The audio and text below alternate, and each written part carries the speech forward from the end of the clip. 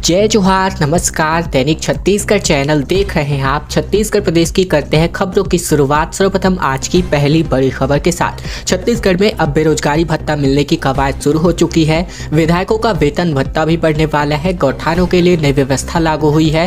Bhupesh cabinet में कई अहम फैसलों पर मुहर लगाई जा चुकी है। छत्तीसगढ़ के बेरोजगार युवाओं को नए सत्र से बेरोजगारी भत्ता मिलने का रास्ता अब साफ हो चुका है। मुख्यमंत्री भूपेश बघेल की अध्यक्षता में बीते दिन हुई राज्य मंत्री परिषद की बैठक में बेरोजगारी भत्ता देने के प्रस्ताव को मंजूरी दे दी गई है। ये रकम कितनी होगी इसे अभी सरकार ने अधिकृत तौर पर नहीं बताया है।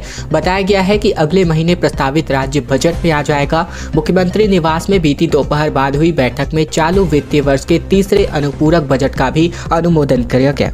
इसी के साथ बात करें तो विधानसभा का बजट सत्र 1 मार्च से प्रस्तावित है। बताया जा रहा है कि 3 अथवा 6 मार्च को मुख्यमंत्री भूपेश बघेल इस सरकार का अंतिम बजट पेश कर सकते हैं।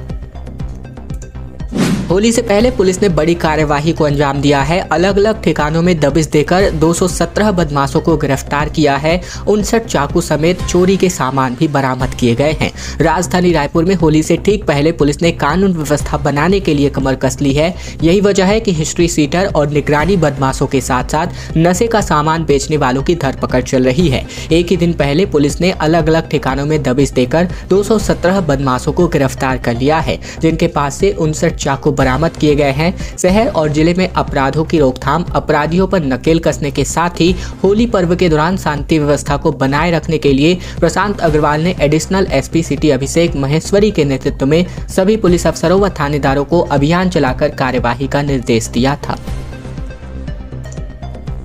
डीयू में 13 मार्च से ऑफलाइन एग्जाम होने वाले हैं, जिसकी पंजीयन प्रक्रिया पूरी करी जा चुकी है। 1,61,000 छात्र परीक्षा देने वाले हैं। हेमचंद यादव विश्वविद्यालय प्रशासन ने वार्षिक परीक्षाओं की तैयारी पूरी कर ली है। ये परीक्षाएं 13 मार्च से ऑफलाइन पद्धति से आयोजित होने वाली हैं। 3 साल बाद स्नातक और स्वाध्यायी स्नातकोत्तर कक्षा के परीक्षार्थी अब कक्षा में बैठकर परीक्षा देने वाले हैं। विश्वविद्यालय प्रशासन से मिली जानकारी के मुताबिक शिक्षण सत्र 2021-22 के दौरान वार्षिक परीक्षा में तकरीबन 1,91,000 परीक्षार्थी शामिल हुए थे। इस बार इनकी संख्या कम हो गई है। शिक्षा सत्र 2022-23 में बीए, बीकॉम, बीएससी समेत स्नातक स्तर और एमए, एमकॉम और एमएससी की वार्षिक परीक्षाएं 30,000 कम परीक्षार्थी इसमें शामिल होने वाले हैं। परीक्षा के लिए पंजीयन प्रक्रिया बंद हो चुकी है और अब तक तकरीबन 1,61,000 परीक्षार्थियों ने परीक्षा में बैठने के लिए अपना पंजीयन कराया है। इसी के साथ ही परीक्षा विभाग ने परीक्षा की तैयारी भी शुरू कर दी है। पीएम आवास नहीं बन रहे हैं, जिसको लेकर बीजेपी ने बवाल कर दिया। 11 विधानसभाओं में सड़कों पर उतरे नेता रायपुर में बैरिकेडिंग तोड़ करके आगे बढ़े। पुलिस से जमकर झूमा झटकी भी हो गई। प्रधानमंत्री आवास को लेकर छत्तीसगढ़ में एक बार फिर से बीजेपी नेताओं ने मोर्चा खोल दिया है। वहीं बीते दिन रायपुर समेत प्रदेश भर के 11 विधानसभा क्षेत्रों में बीजेपी नेता सड़क पर उतर गए और जमकर बवाल किया। रायपुर में तो कार्यकर्ता बैरिकेडिंग तोड़ करके कांग्रेस विधायक विकास उपाध्याय का निवास घेरने निकल गए। इस दौरान उनकी पुलिस से जमकर झूमा झटकी भी हो गई। बीजेपी का आरोप है कि केंद्र के प्रधानमंत्री आवास योजना के अंतर्गत छत्तीसगढ़ राज्य के तकरीबन 19 लाख लोग आवास से वंचित हो रहे हैं। इसी वजह से पूर्व मंत्री राजेश मूणत की अगुवाई में सैकड़ों कार्यकर्ता विकास उपाध्याय का घर निकले। इसके अलावा नालंदा परिसर के पास ही कार्यकर्ता जमा हुए थे। सभी राज्य सरकार के खिलाफ नारेबाजी करते हुए आगे बढ़ते दिखाई दिए। कोंडागांव में लाइवलीहुड कॉलेज में 21 फरवरी को यानी आज के दिन रोजगार मेले का आयोजन होने वाला है। इस रोजगार मेले में 9 निजी नियोजकों के द्वारा कुल 736 पदों के लिए योग्य युवाओं का चयन किया जाएगा, जिसके तहत सिक्योरिटी सुपरवाइजर के 30 पद, सिक्योरिटी गार्ड के 150 पद, साथ ही साथ ट्रेनी इलेक्ट्रिकल के 90 पद, ट्रेनी हॉस्पिटैलिटी के 90 पद, जबकि सीनियर रिलेशनशिप ऑफिसर एवं रिलेशनशिप ऑफिसर के कुल 30 पद हैं। इसके अलावा फायरमैन के 20 पद, भारी वाहन चालक के 10 पद समेत डाटा एंट्री ऑपरेटर के 12 पद। इन सभी तमाम पदों पर चयनित अभ्यर्थियों को संपूर्ण छत्तीसगढ़ में नियुक्त किया जाएगा। साथ ही इच्छुक युवक और युवतियां लगभग 21 फरवरी यानी आज के दिन रोजगार मेले में अपने शैक्षिक योग्यता के सहित अनुभव संबंधित प्रमाण पत्र और पहचान पत्र के साथ उपस्थित हो सकते हैं।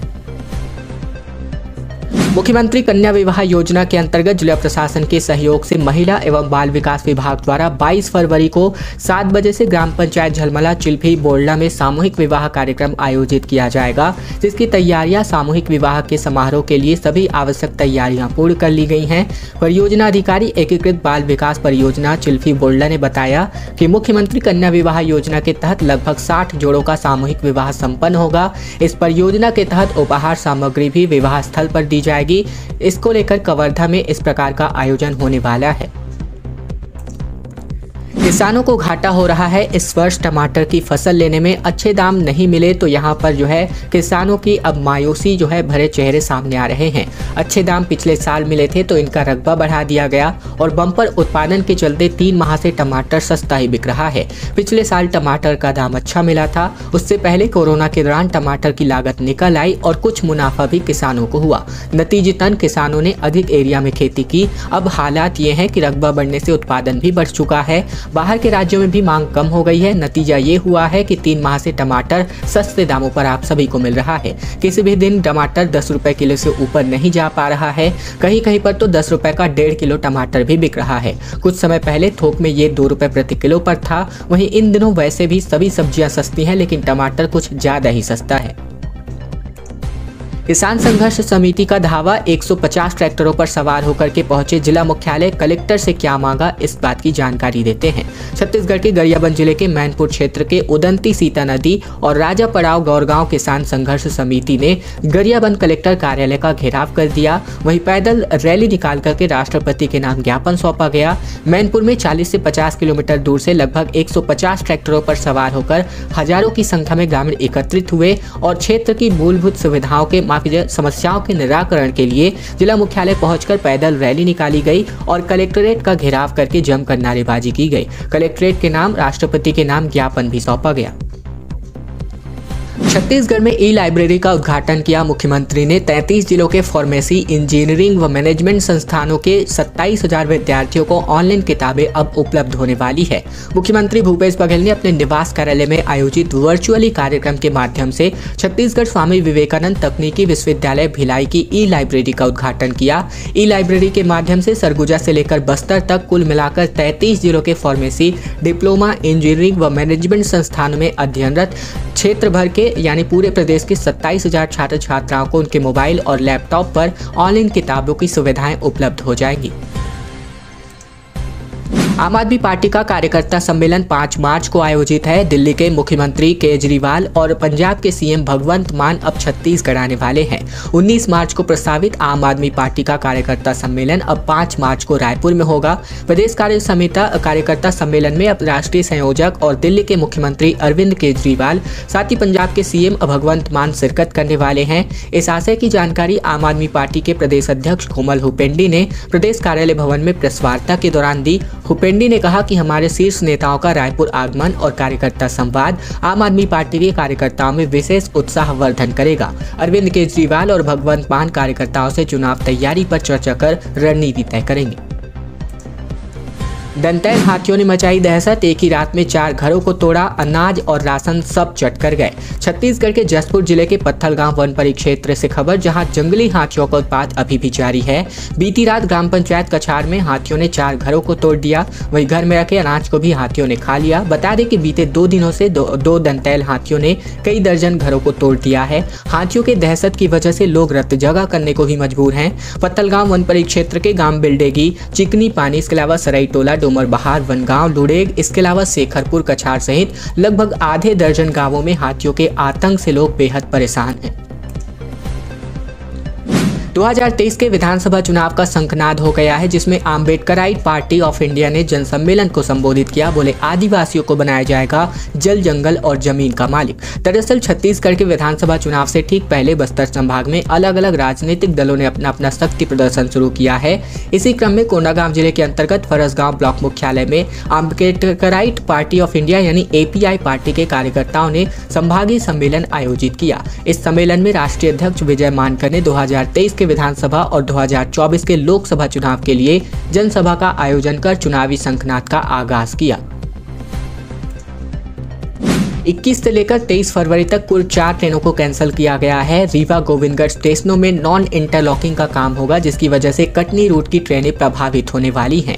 छत्तीसगढ़ में पश्चिम मध्य रेलवे के रीवा और गोविंदगढ़ स्टेशन के बीच रेलवे लाइन कनेक्टिविटी के लिए नॉन इंटरलॉकिंग का काम किया जाएगा, जिसके कारण रेलवे ने 4 गाड़ियों को कैंसिल कर दिया है। रेलवे ने इससे यात्रियों को होने वाली परेशानियों के लिए खेद व्यक्त किया है। हालांकि खेद से यात्रियों को क्या समस्या हल हो जाएगा ये रेलवे ही जाने, क्योंकि लगातार इस तरीके से फरमान रेलवे के द्वारा जारी किया जा रहा है।